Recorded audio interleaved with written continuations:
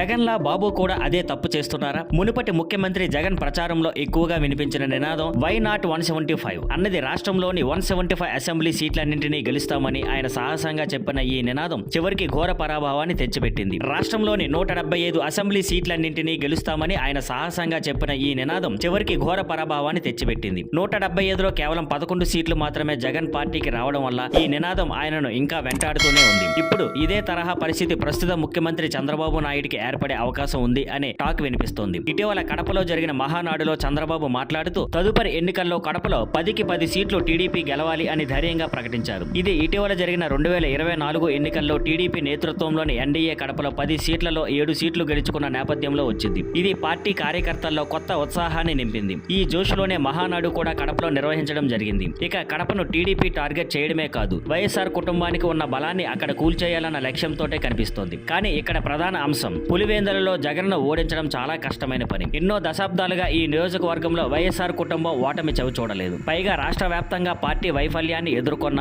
కడప జిల్లాలో జగన్ పార్టీ 3 సీట్లను కాపాడుకోవడమే వారికి చిన్న ఆశలా మారింది. చాలా జిల్లాల ఖాతా కూడా తెరవలేకపోయిన ఈ పరిస్థితిలో కడప మాత్రం వారికి ఓ జీవనాధారం లాంటిది. అందుకే ఇప్పుడు చంద్రబాబు 10కి 10 అన్న మాట జాగ్రత్తగా వాడాలి అంటున్నారు విశ్లేషకులు. లేకపోతే ఇది కూడా జగన్ వై నాట్ 175 నినాదంలా పేకలోతు అవమానంగా మారవచ్చు. Thank you for watching. Please like, share and subscribe.